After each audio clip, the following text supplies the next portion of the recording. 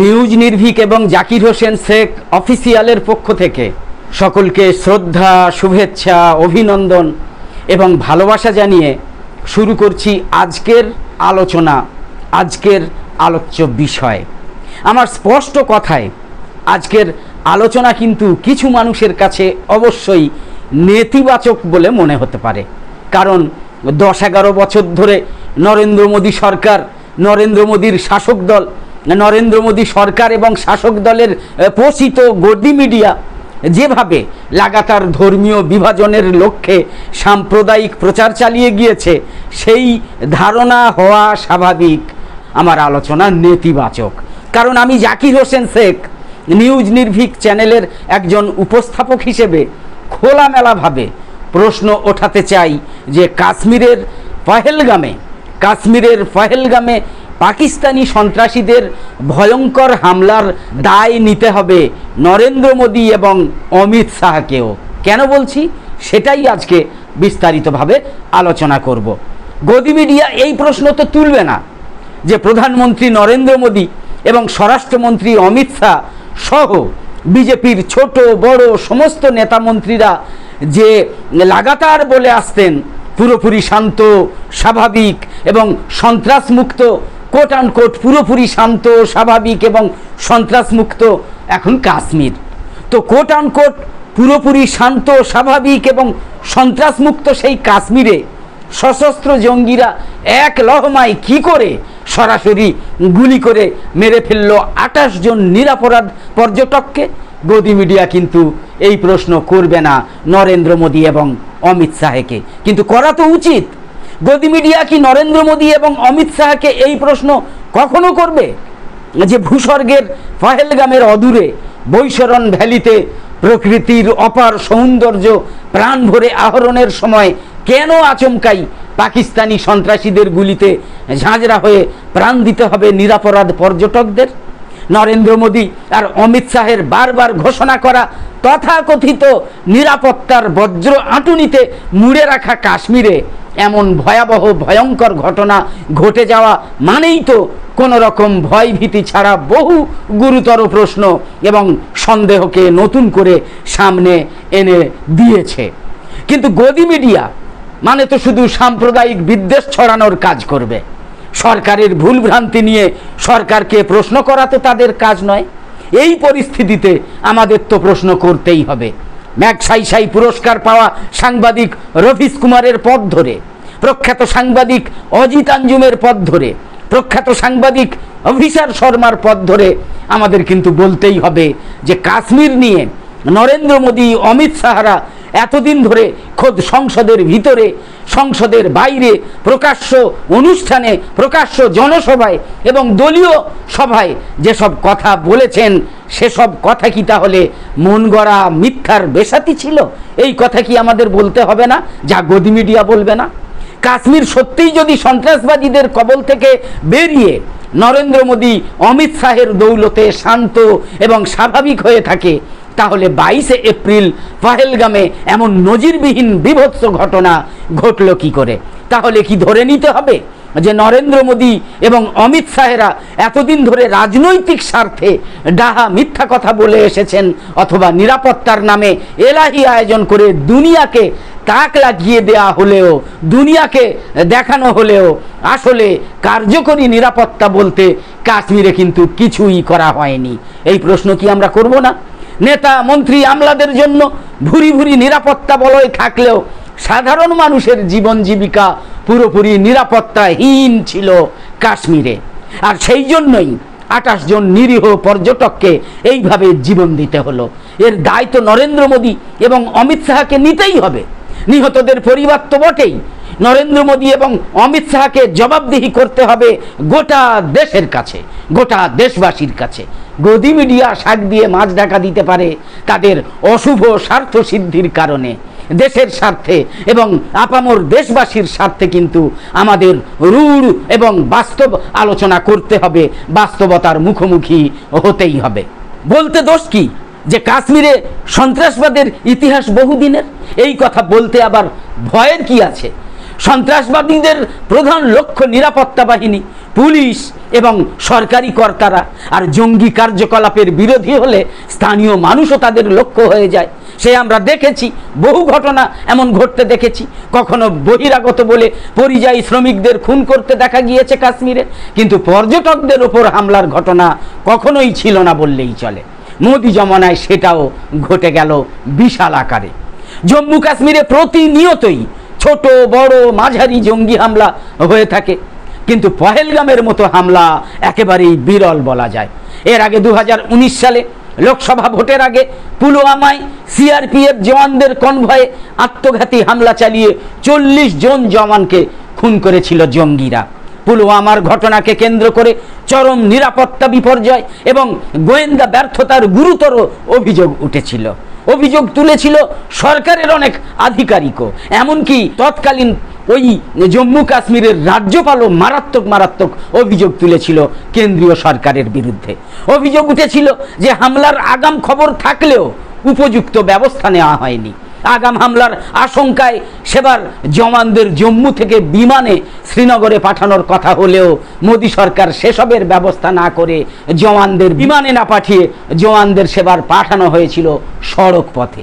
বিস্ফোরকবর্তী গাড়ি কয়েকদিন ধরে নানা জায়গায় ঘুরে তথাকথিত কড়া নিরাপত্তা বেষ্টনী পেরিয়ে পুলওয়ামার বিস্ফোরণ কিভাবে ঘটালো সেই রহস্য কিন্তু আজও দেশবাসী জানতে পারেনি।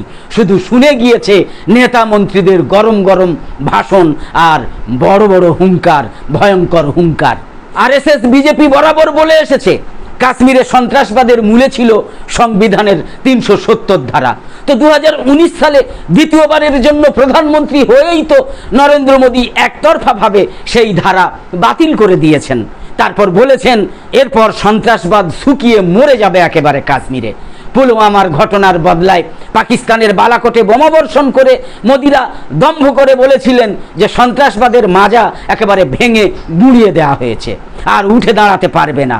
তার আগে 2016 সালে নোট বাতিলের সময়ও মোদি বড় গলা করে বড় মুখ করে বলেছিলেন যে সন্ত্রাসবাদীদের তহবিলে পাকিস্তান থেকে টাকা ঢোকার রাস্তা বন্ধ হয়ে যাবে। কিন্তু বাস্তবে দেখা গেল কি? বাস্তবে দেখা গেল নরেন্দ্র মোদী অমিত শাহদের সব ভাষণই অন্তঃসার শূন্য মিথ্যায় পর্যবসিত হয়েছে।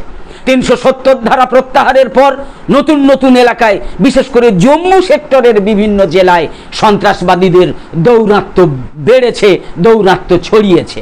কাশ্মীরের মানুষের বিপন্নতা আরও বেড়েছে।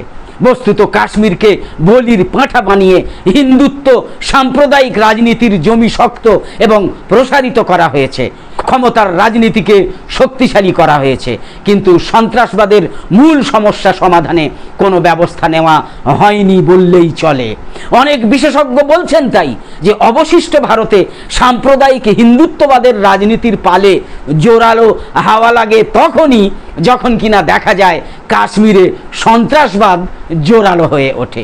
এই মুহূর্তে পাকিস্তানকে ধ্বংস করে দেয়া হোক, আমরা তো বলতেই পারি, আমরা জোর করে বলতে পারি যে এই মুহূর্তে পাকিস্তানকে ধ্বংস করে দেয়া হোক, কিন্তু তাতে ভারতের কতটা ক্ষতি হতে পারে বা আদৌ হতে পারে কিনা তারও তো একটা হিসেব নিকেশ করা দরকার।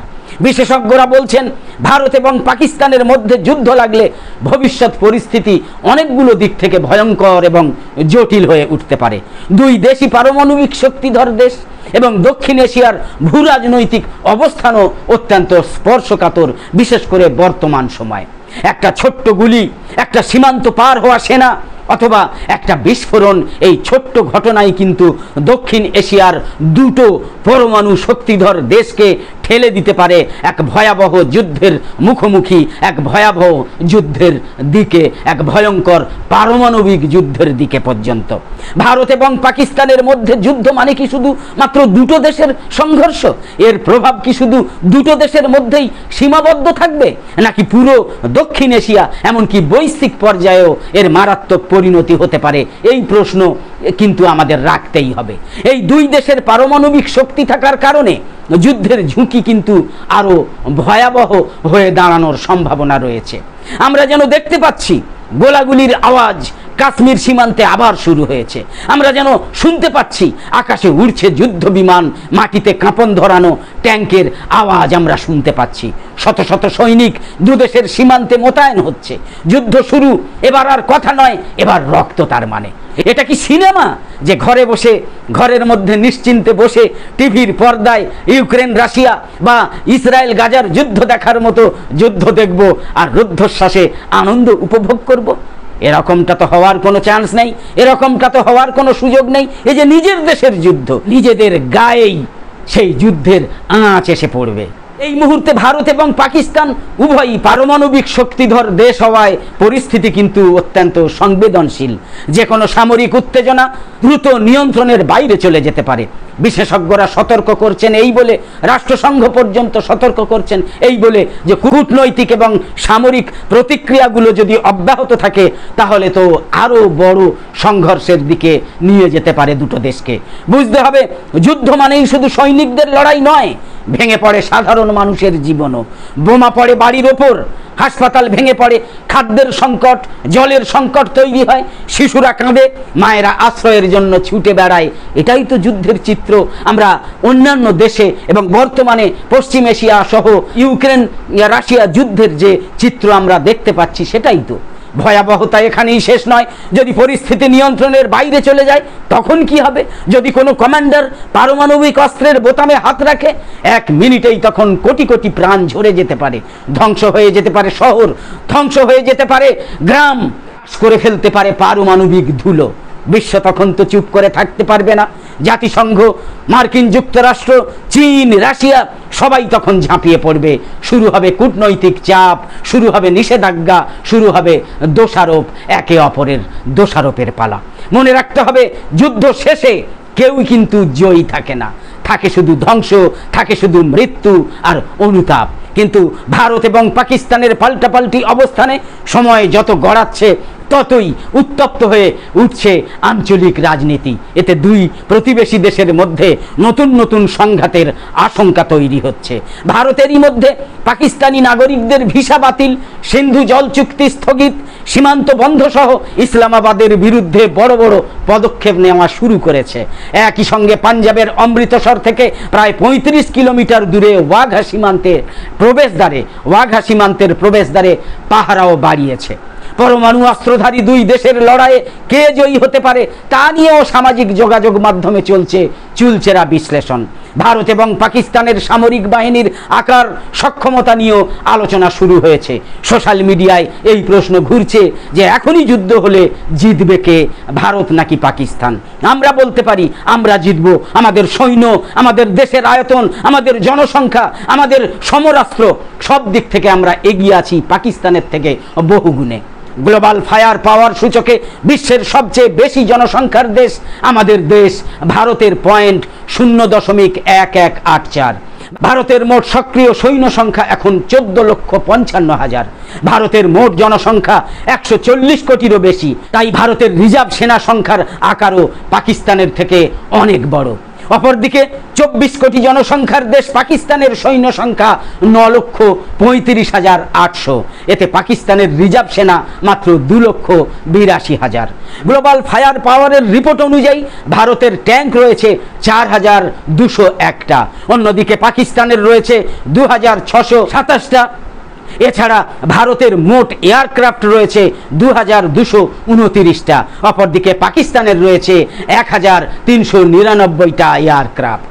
ভারতের যুদ্ধ বিমান রয়েছে 513টা এবং পাকিস্তানের রয়েছে মাত্র 328টা। এছাড়া ভারতের হেলিকপ্টার রয়েছে 899টা, পাকিস্তানের সেক্ষেত্রে হেলিকপ্টার রয়েছে 373টা। তবে অ্যাটাক হেলিকপ্টার রয়েছে ভারতের 80টা আর পাকিস্তানের 57টা। পারমাণবিক অস্ত্রের সংখ্যা বাড়ানোর তালিকায় ভারত এবং পাকিস্তান রয়েছে জানিয়ে গত মার্চ মাসে একটা প্রতিবেদন প্রকাশ করেছিল মার্কিন যুক্তরাষ্ট্রের গবেষণা সংস্থা ফেডারেশন অফ আমেরিকান সায়েন্টিস্ট। এতে দাবি করা হয়েছে ভারতের ভান্ডারে মজুত রয়েছে 180টা পারমাণবিক অস্ত্র, 180টা পারমাণবিক অস্ত্র, আর পাকিস্তানের অস্ত্রাগারে মজুত রয়েছে 170টা পারমাণবিক অস্ত্র, কোনো কোনো সমীক্ষায় বলা হয়েছে 174টা পারমাণবিক অস্ত্র। শক্তির দিক থেকেও ভারতীয় সেনাবাহিনী পাকিস্তানের তুলনায় এগিয়ে আছে। তবে যুদ্ধ এবং সামরিক শক্তির ওপর সব কিছু কিন্তু নির্ভর করে না, নির্ভর করে ভৌগোলিক অবস্থান, অর্থনৈতিক সক্ষমতা, সৈন্যদের মনোবল। এসব কিছুই যুদ্ধ জয়ের ক্ষেত্রে গুরুত্বপূর্ণ বিষয় হয়ে দাঁড়ায়। সত্যি কথা বলতে কি, বিধ্বংসী সব সামরিক অস্ত্রের যুগে যুদ্ধ কিন্তু কাউকেই আসলে জেতায় না, উভয় পক্ষই ব্যাপকভাবে ক্ষতিগ্রস্ত হয়। পরস্পর দুটো দেশের যুদ্ধ তো দুটো দেশকেই পঙ্গু করে দেবে, এমনকি আশপাশের অন্য দেশগুলোর ওপরও সেই যুদ্ধের প্রভাব পড়বে, প্রভাব পড়তে বাধ্য। তাই যুদ্ধ কোনোভাবেই কাম্য নয়, আমরাও যুদ্ধ কামনা করছি না। কিন্তু পাকিস্তানের এই সহিংস সন্ত্রাসবাদীর বদলা হিসাবে কিছু একটা করা দরকার, এটা আমরা দাবি রাখছি। একদম শেষে বলি, আমাদের দুটো চ্যানেল নিউজ নির্ভীক এবং জাকির হোসেন শেখ অফিসিয়ালে আলাদা আলাদাভাবে ভিন্ন রূপে এবং আঙ্গিকে আঞ্চলিক, জাতীয় এবং আন্তর্জাতিক বিষয়ক গুরুত্বপূর্ণ খবর, প্রাতিষ্ঠানিক মিডিয়া যেসব খবর প্রকাশ্যে আনতেই চায় না, সেই সব আড়ালে থেকে যাওয়া খবর, সমসাময়িক বিষয়বস্তু নিয়ে পুঙ্খানুপুঙ্খ বিশ্লেষণাত্মক প্রতিবেদন, শিক্ষা, ভ্রমণ, খাওয়া দাওয়া, খেলা, ধর্ম, রাজনীতি, অশ্লীলতা বর্জিত বিনোদনমূলক সাংস্কৃতিক চর্চা এবং অশ্লীলতা বর্জিত বিনোদনমূলক সাংস্কৃতিক অনুষ্ঠান ইত্যাদি নিয়ে নিয়মিত ভিডিও প্রকাশ এবং লাইভ সম্প্রচার করা হয়। নিউজ নির্ভীক এবং জাকির হোসেন শেখ অফিসিয়ালে এইসব গুরুত্বপূর্ণ বিষয়ে নির্মিত ভিডিওর বা লাইভ সম্প্রচারের নোটিফিকেশান পেতে ইউটিউবে সাবস্ক্রাইব এবং ফেসবুকে লাইক ও ফলো করে প্রত্যেক কন্টেন্টের নোটিফিকেশান পাওয়ার জন্য ইউটিউবের বেল আইকন অন রেখে সাথে সাথে আমাদের আরও নতুন নতুন ভিডিও এবং লাইভ সম্প্রচারে উৎসাহিত করতে লাইক, কমেন্ট এবং শেয়ার করে নিউজ নির্ভীক এবং Zakir Hossain Sheikh official YouTube channel আর ফেসবুক পেজের সঙ্গে থাকুন। তো আপাতত শেষ করছি, পরের পর্বে আবার দেখা হবে। আশা করি সকলে খুব ভালো আছেন এবং সুস্থ আছেন, আর কামনা করি সকলে সব সময় খুব ভালো এবং সুস্থ থাকুন। ধন্যবাদ।